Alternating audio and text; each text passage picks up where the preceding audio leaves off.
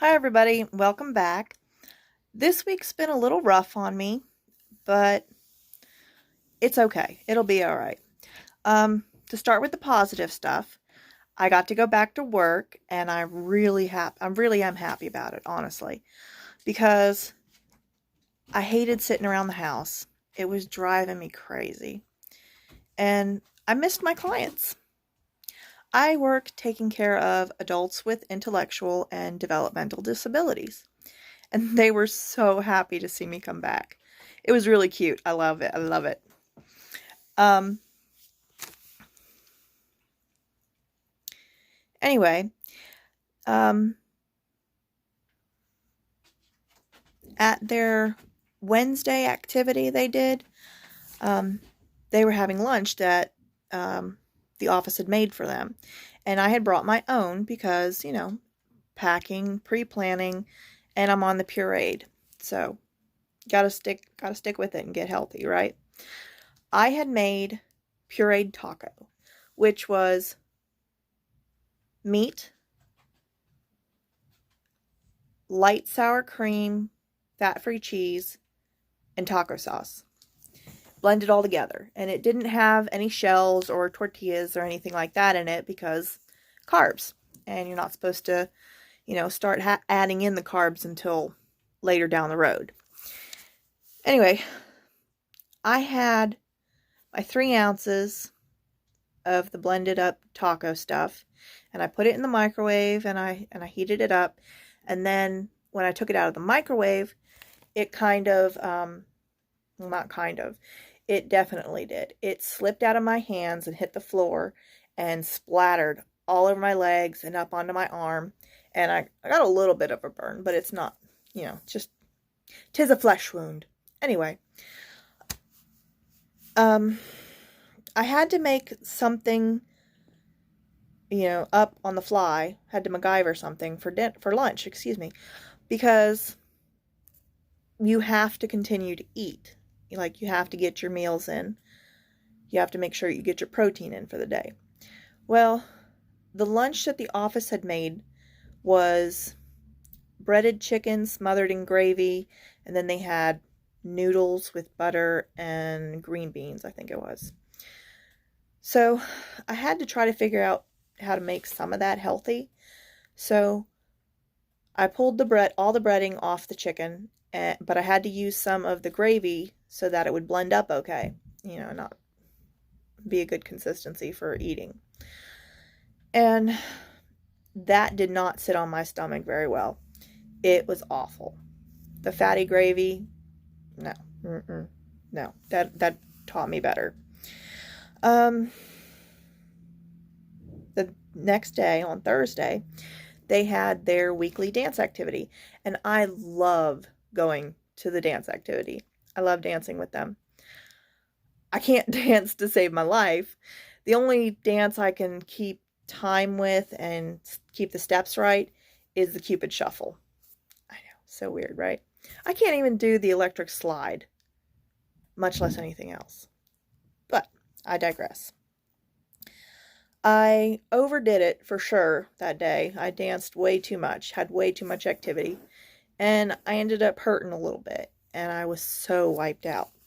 I went home after I got off at 4, and I went to sleep on the couch. Like, I just fell asleep on the couch around 6:30-ish p.m., and I stayed asleep.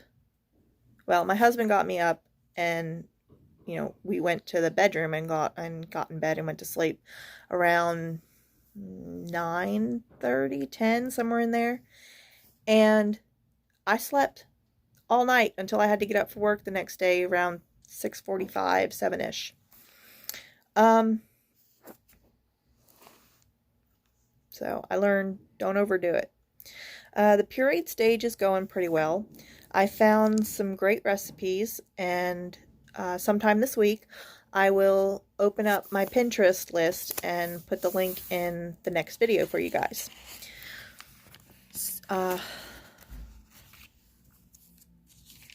This week I wanted to talk about some of the pre-op testing that I went through to give you guys an idea of what to expect and what to think about as you go through this.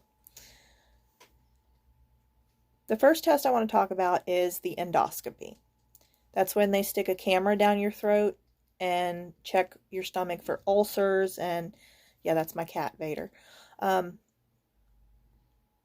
check your stomach for ulcers and make sure that your stomach is overall healthy enough to handle the surgery, because they're going to be removing quite a bit. With sleeve surgery, they remove anywhere from 70 to 85% of your stomach. They took 85% of mine. But yeah. So the endoscopy, they sedate you so that you're not awake and don't have to deal with them sticking that stuff down your throat. After you come out of sedation, you might have a sore throat from the stuff being down your throat, and it might last a day or two. It's just a little bit scratchy. It's more annoying than anything else. You'll need somebody to drive you home and stay with you because of the sedation. And it was really easy. I mean, I was at the hospital for maybe 4 hours from admission to being released. The test itself is super fast. The next test I want to talk about is the pulmonary test. And they use that to test and make sure that your lungs are functioning enough, and to see how much of a risk you would be during surgery. Because if, after surgery and even during surgery, if your lungs don't expand enough and take in enough oxygen, it can be very difficult for them and put you at danger, in danger. So one of the other things that they test is to see if you have sleep apnea. And if you do, that doesn't mean you can't get get the surgery. It just means that you have to show, with my team, it was 3 months of compliance with your CPAP or BiPAP or whatever, which one you have. So I did okay with that. I don't have to use a CPAP or anything. So, but I have asthma. And they decided that was not that much of a risk because it's well controlled. And then the next thing is the psych eval. I know that sounds scary, but it's not really that bad. At my psych eval, they gave me a tablet with a long questionnaire. It was like maybe 200 questions, I think. And then you speak with the psychologist, and they just want to see if you're in the right mindset for surgery and what your plan is and if your goals are realistic, and to get you help if you have food addiction, Overeaters Anonymous kind of thing.